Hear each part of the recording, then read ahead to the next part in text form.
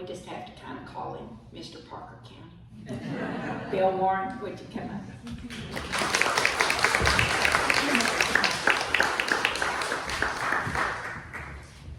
You're not going to do a meeting first, or No, later on? let you do your thing. Oh, okay.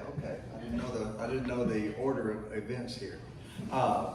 Thank you very much for the introduction. It has been a fun time in Parker County for all of these years and learning about this. And as she mentioned, learning about people and their lives here in Parker County, I ran across this character, and I'm not even sure exactly how I was introduced to him, but I discovered that he was had been in Musquis in Mexico, and my uncle and aunt had a ranch in northern Mexico, and Musquis was the main city that they went to from their ranch. So that's what sort of grabbed my attention about this character. Oops. You need to. I had the wrong one.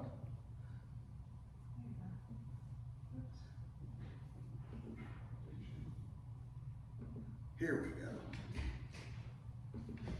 All right, here we go.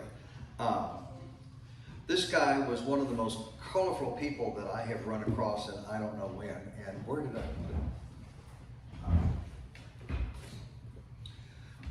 it? And this is his granddaughter, Iva Rowe Logan, and she discovered that her mother had some letters from her grandfather in the attic, and she was reading the letters and discovered that they were divided up. Her mother had divided them up between all of her aunts and uncles. So she goes running around to all of her aunts and uncles and say, "Hey, do you still have all this correspondence from our grandfather?" And they said, "Oh yeah, let me go look in the attic, whatever." So they found all of these letters, and she put a lot of these together, his stories together, and also information that she found out from them who knew him in this book, which was the main source of a lot of my information on him. I did find some other things in newspapers around about him, and so a lot of these stories are so fantastic, I sometimes wonder if they're tall Texas tales. But anyway, I'm thankful to her for finding this. He was, his father was from Holland, and so naturally they spoke Dutch at home. That was the home language here. And he came to Pennsylvania. You got the Pennsylvania Dutch, that history of all of the folks that came over from the Netherlands at this point in time. And I will get this correct in my mind here. His father married this lady, Elizabeth Stanford, in Pennsylvania, and John Jeremiah Smith is his real name, and he was their eldest child. And as I said a little bit earlier, they only spoke Dutch at home. So obviously his mother had to learn Dutch. They moved, when he was just a few years old, they moved to Carroll County, Missouri, along the Missouri River. It's in northwest, I've got a picture of the map here a little bit, but it's northwestern Missouri. And right after they got there, his father drowned in the Missouri River. So there's I don't know if you can see that very well, but I've got a little blue circle around where Carroll County is in Missouri, up in the northwest portion of that. And that, okay, so there he is, this kid with his father just having drowned, living in the northwestern part of Missouri, and Joseph Smith comes along, and he had declared the second coming in Jackson County, which is right next to Carroll County, and all of the Mormon population had moved there to build the city of Zion, and they were unwelcome and were expelled to Clay County, which is also in the same area, and they were expelled from there again, and they landed in Caldwell County, which is also in northwestern Missouri. And here's Mr. Joseph Smith. If you'll notice, he died at 39. He was assassinated, actually. So here you see Clay County, Jackson County, and Carroll County, right there in the northwest part of Missouri. His mother remarried a short time later to a guy who was a Mormon who already had one wife.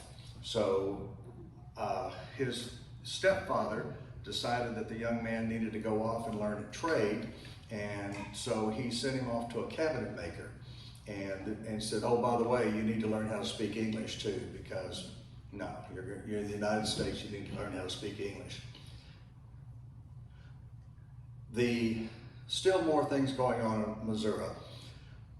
The Mormons would come in and they were the majority of the town, so they would vote in all of the offices and they ran the city government. And a lot of people, the Christians, were very unhappy with this. So they prevailed on Governor Boggs, and he issued an extermination order in 1838. And I quote him here, the order, Mormons must be treated as enemies and must be exterminated or driven from the state, if necessary, for the public peace. Their outrages are beyond all description. And that order was not rescinded until 1976. Okay, so this resulted in what they call the Mormon Wars in northwestern Missouri. And they this forced them to go to Illinois. And probably Coho's mother and stepfather went, but Coho didn't go. And this is a picture of Lilburn Boggs, who issued that extermination order. So now we're here back up in northwestern Missouri again, and here's a picture that shows all of the different battles that went on in 1838 between the Christians and the Mormons before they were finally, I guess, defeated is the word, since they were the ones who left for Illinois. And if you see right along the bottom of the screen there's the Missouri River in Carroll County, where Coho was living at the time. About this time, he met Peg Leg Smith. I've got a little more on him a little later on, if you all remember about Peg Leg.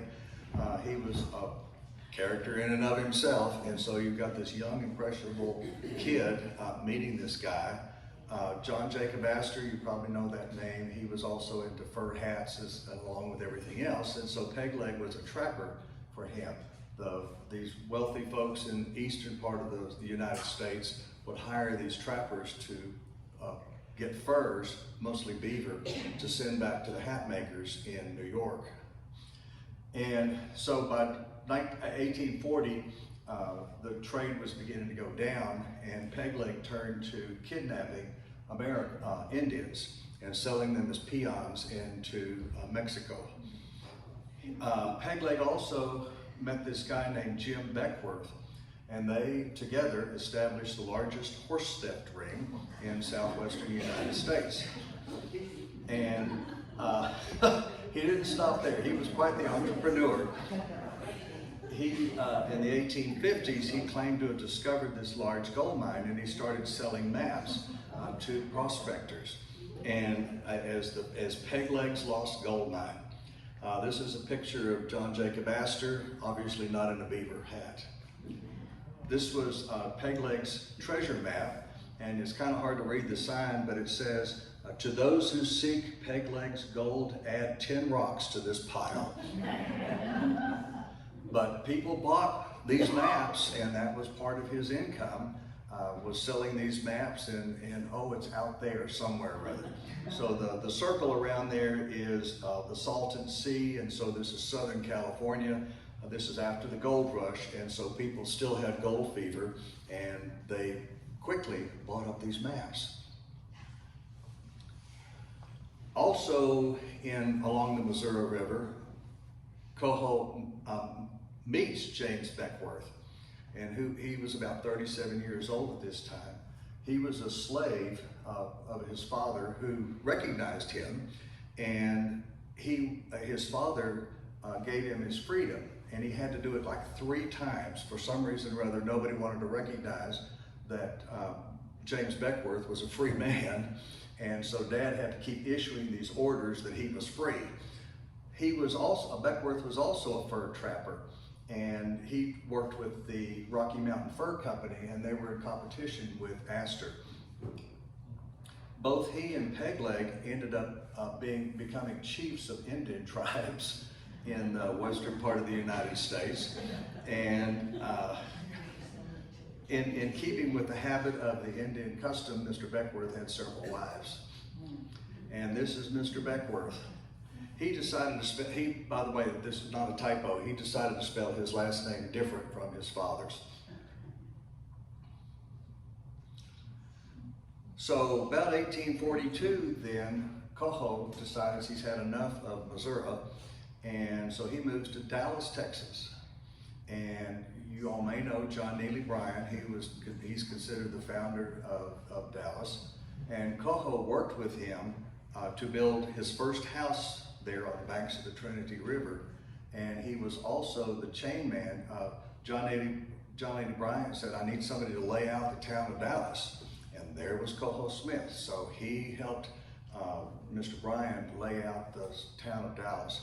Coho admitted later on that the square was too small, and so they had to change it up. So because they made such a small square, otherwise Dallas would have had something like that right now today. And this is John Neely and his wife, Margaret. This is a replica of the log cabin that they built along the Trinity River. The Trinity is prone to flooding, and the house washed away twice. And but this is a replica. If you go over to Dealey Plaza, you'll see this replica of John Neely Bryan's home. Okay, Coho had a lot of really fun and some weird adventures.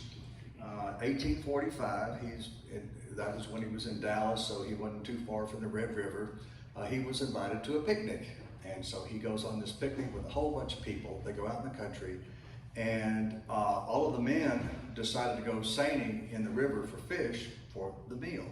So they all took off their clothes, they all went off for a little bit of distance, took off their clothes, laid them on the trees, went in with the seines in the river. Well, a little bit later, they heard all these wild bullets going off. They went, oh my gosh, what's going on? And the fires that the women had built to cook the meal for all of these people, a gust of wind had gotten a hold of them and burned up all of these men's clothes.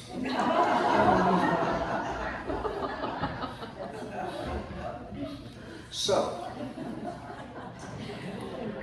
they had the young boys that were going, okay, what are we going to do? Well, it's almost lunchtime, let's go on ahead and eat. Okay, we're going to do this. So they had the young boys running the fish back and forth from the river to where the cooking was going on. And then after lunch was served, they had the young boys carrying the food to these guys that had no clothes. So they had lunch first, and they found an Indian in the area, and they gave all the rest of their fish to him for 2 little blankets. So, okay, how are we going to get home? Okay. So they decided, this is a picture of the guys in the upper left-hand corner of them going, where do we go from here? And then them eating their lunch together on the banks of the river. Well, so they said, okay, we're going to put the men without any clothes in these buckboards, and we're going to put all the ladies in the buggies up in the front. And so the one guy, or the 2 guys that had these little blankets, the blankets blew away in a wind gust. It scared the horses of the buggies, and so they all took off. And so all of these guys without any clothes on, their wagon went rushing in front of all of the women. So it's like, okay, so that was one of his little side adventures. Coho obviously was an artist. He liked to draw these little things. So throughout this book, there are sketches that he drew of his adventures. So 1845 was a very busy year. So he moved to Musqui, Santa Rosa, in the state of Coahuila in Mexico. And there a prominent Mexican family adopted him. And while he was there, he learned Spanish. So we've now got Dutch, German, English, and now he's learning Spanish. This is a guy who never went to school. This was 1846, 1848 was the battle between the United States and Mexico. Mexico claimed that the Nueces River was the northern boundary of Mexico. And so the U.S. said, no. So they invaded this portion of California and New Mexico, And this was also the Battle of Chapultepec in Mexico City. And after the Treaty of Guadalupe Hidalgo solidified the Texas border at the Rio Grande. So Coho was in the middle of all of that because he was in Musquis at the time, and there was the troop movement back and forth across the border in this war. This is today, this is the parroquia in the Zocalo in Musquis. Musquis was a general during the Mexican Revolution, is why the town was named after him. And that is a fairly current picture of the church, so the town is still very active. As I mentioned earlier, what started me on all of this is the town where my uncle and aunt and cousins would go to on their way back to the United States. There's a term called clerking, which is essentially you're the guy that's carrying goods for people from point A to point B. And Coho became quite a well-known clerking agent, and he was very honest in his dealings with people, didn't steal the merchandise, delivered the money that he actually earned from what it was back to the original owner, merchant of that. And interestingly enough, there was a very high tax on tobacco in Mexico. So we had all of the southern tobacco farms over here. And so Coho, the guy said, okay, I've got a deal for you. I want you to run contraband tobacco into Mexico. Okay, so he got the contacts in Mexico. Again, remember, he's fluent in Spanish, so that was no problem. So he started running contraband tobacco into Mexico. And the cover, during all of this time, the cover on the book here is his sketch of one of the battles on the Rio Grande that was going on during the war between the United States and Mexico. So he was running tobacco, contraband tobacco, back and forth in the middle of a war. And this is a picture that he drew of himself with the mules carrying the tobacco and him on his horse driving them across the southern Texas and northern Mexico. Well, so here he is running back and forth between Mexico and the United States. And if you all have ever read the book, anything about the Comanche, Comancheria went all the way into Mexico, all the way up into Kansas. It was a huge area of land that was essentially the country, if you will, of the Comanche. He was captured in 1848 in Mexico by the Comanches. And this is where he was lanced at the knee and trying to get away from them. And he survived a year in captivity. It was an interesting story. He was lame because of being lanced in the knee, so he couldn't run away. They knew he could not get away. So he started hiding weapons and food in a little cave. And so he was planning his escape and he needed supplies to go do that kind of thing. And the Indians got mad at each other because they accused each other of stealing the bows and the arrows. Well, then something happened. So there was another raid on the Indians, and they all had to move. So he had to leave that first cache of supplies and start all over again in the new place that they settled. But eventually he escaped from them, and this is where he learned Comanche. So we've now got Dutch, German, English, Spanish, and Comanche that he's learned how to speak. And this is also where he picked up his nickname. The word Coho in Spanish means lame, and because Americans don't pronounce a J like that, then he changed it to C-O-H-O for Coho. And he used this name for the rest of his life. I do a lot of research on deeds, and almost all deeds that I have ever seen except his, they all say, because Texas is a community property state, spouses have to agree on the sale of property. And every one of them I have ever seen, the person, the clerk at the office will say, and I took aside the wife, independent of her husband, and she agreed that blah, blah, blah, we can sell the land. when I go look at Coho's, or actually his wife's, it's like, we took Coho Smith aside and asked him, he said yes, it was all right for his wife to sell that land. He agreed with his wife to sell the land. So she was a member of a pretty well-to-do family here. And a lot of the records, he was gone. And so she is selling all of this land in her own name back and forth all of the time.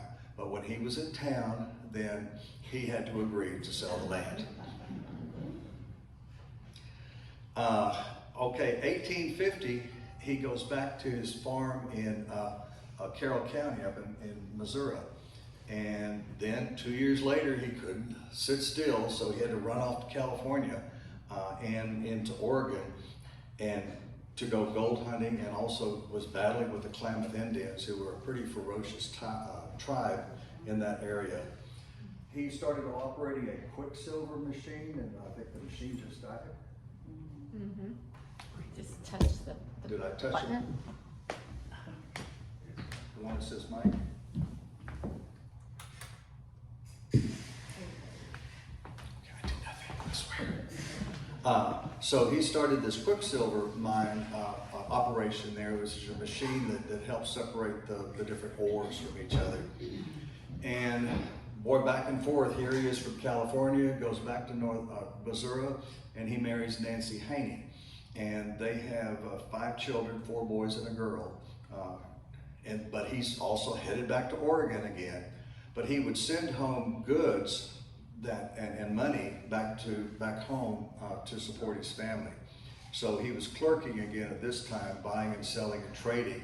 So he made enough to do that. Then he got tired of that. So he decided he would have his hand in something else. I don't know, we all have an idea of what filibuster means, but there's another meaning of filibuster. A filibusterer is someone, as I say here, who engages in unauthorized military expeditions. And there were several men back in this era of time that wanted to be known as a president or a king or whatever. So they put together these armies and went and raided Central American countries. And they were called filibusterers, and that was the term that was given them. And this is one of them, William Walker. As you see, he only lived to 36 years old, but he was the first president of the Republic of Lower California, the first president of the Republic of Sonora, and the president of the Republic of Nicaragua before he died. He was trying to take over another Central American country, and he needed someone who spoke Spanish who would go take this information to the people that he was helping foment this revolution. So they found out, he found Coho and said, "You're my man." So he sent him first to Cuba with these papers, and the priest that he was sent, the Catholic Church was very involved in a lot of this. So the priest in Cuba was supposed to give him $100. The priest said, "I know nothing about $100. Okay, no, you need to go to this next step." So he goes to the Central America and meets up with another priest who's supposed to also give him $100. And the priest said, "I know nothing about the $100. And oh, by the way, William Walker has been assassinated." So Coho decides, okay. So that night he takes all of his commission papers and burns them in a candle in the home that he's staying in, and decides that he better stay in the low back country on the way back to the coast to try to find a way back to the United States. So I've already talked about all of this, but he travels through literally the wilderness in Nicaragua, and all of the natives that he met showed him the ultimate kindness. They fed him, they housed him, they showed him the way to get to the next town. They would not accept any money. They said, "We're Christians, we don't do that." And so they led him all the way back to the coast. They showed him the direction all the way back to the coast, even though they was hacking through jungles and the whole bit. And I didn't know this. Apparently iguana is a very delicate delicacy. And so he came across this group that were hunting iguana, and he said, "Oh, I'll kill you one." So he has a picture of him shooting this iguana that they saw, a giant iguana that they saw on a branch the guy is holding, the Indian is holding his ears. He was apparently very well associated with guns. So here we are, not too many years later. He gets his family out of Missouri and moves them to Dallas. And this is where he became a Texas Ranger for 4 months. And it was long enough to get a pension. He actually got a pension from the Texas Rangers. And I found him on the 1860 Dallas County Census that was done in September, so I know he was there. Apparently Nancy #1 decided she'd had enough, so she and the kids moved back to Missouri, and that was the end of that one. So he ends up again in the clerking trade, in the mercantile trade, and he goes to New Orleans, and there he picks up a bit of French, so we've now got Dutch, German, Spanish, English, Comanche, and French. So he's got 6 languages now. And he comes to Parker County in 1861, and he marries, he's 35 at this time, and he marries 17-year-old Nancy Jane Hoggard.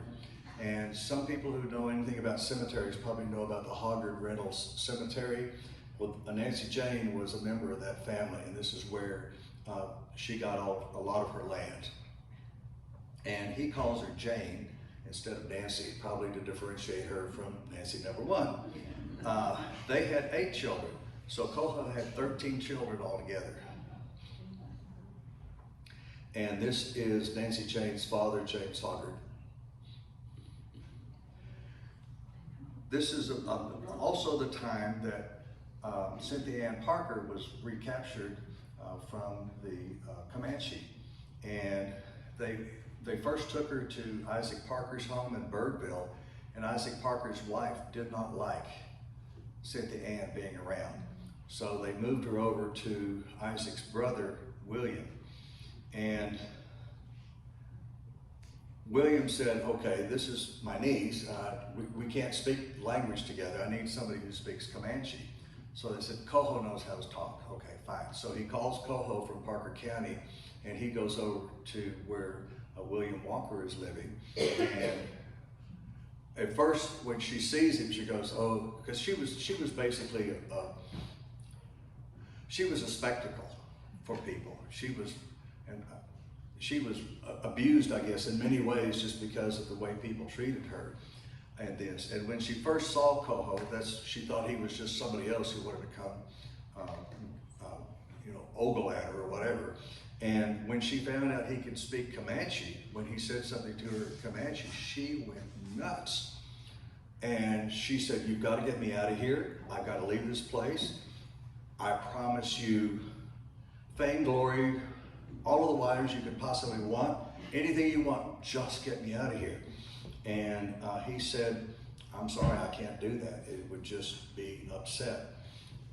It would upset things too much." And so he drew a little picture of their meeting, though. You've got Cynthia Ann there with her head in her hands. If you see some of the pictures of her, she's cut her hair, which is a sign of mourning in the Comanche way. And this is her daughter, Prairie Flower, playing with some little toys there. And Coho and William Parker talking with each other and to her. This is another picture of her. Her hair started to grow out at this point. So, okay, done that, I'm going to go back and start clerking. There's opportunity here. The Civil War started going on. So he's going, okay, here's an opportunity. So the South cannot sell its cotton to England. And the English wanted the cotton because they were making cloth out of it and turning it around and making a lot of money off of it. Well, the North had blockaded Texas, the coast of Texas, so they could not get the cotton out through Texas and through the southern coast. So what they figured out to do was they would take the cotton, take it across the border into Mexico, stamp it Hecho en Mexico, and then take it down to the coast, right at the Rio Grande, but on the southern side.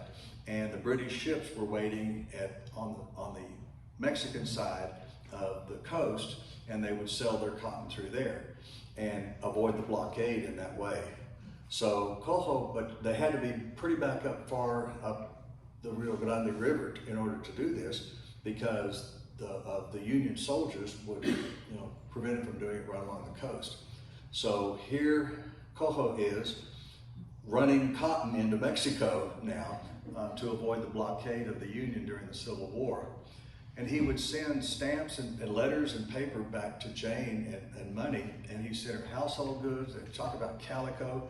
Of course, more important, he would send gunpowder and bullets, because we still had a little Indian problem in Parker County at this point in time. So he was providing for his family in many ways, but he'd also send her stamps and paper, because you couldn't get that in Parker County at the time. So to get a response from his wife, he had to send her the materials for her to be able to do, for them to be able to communicate.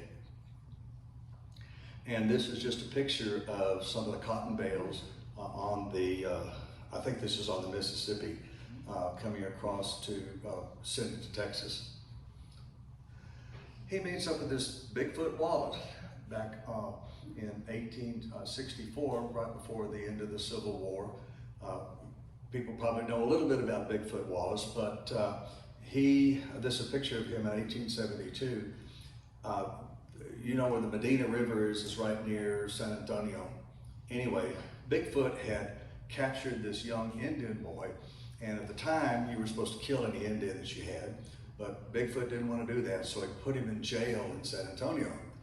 And a few months later, the sheriff told him, he said, I can't keep this kid anymore. All he is just a burden. We've got to feed him and all this other stuff. You take him back. Do with him what you want. I don't want him anymore.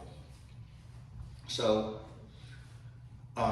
they had this Indian kid. They were out in the country somewhere or other around the Medina River, and Bigfoot had a Mexican guy who was helping him with his horse, and he didn't like what this Mexican guy did, and he beat him.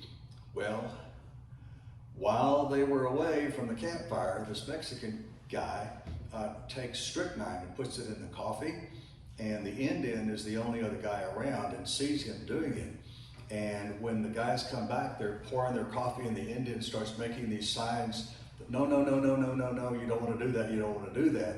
And they found the package of strychnine torn open. So they hung the Mexican right then and there. And then they gave the Indian this Mexican guy's horse and saddle and said, you're free, goodbye. Said he was probably about 17 years old. And when he rode off, Coho said he turned around and crossed his arms like this in front of his chest, and then turned around and disappeared. So that was one of his stories about meeting up with Bigfoot Wallace.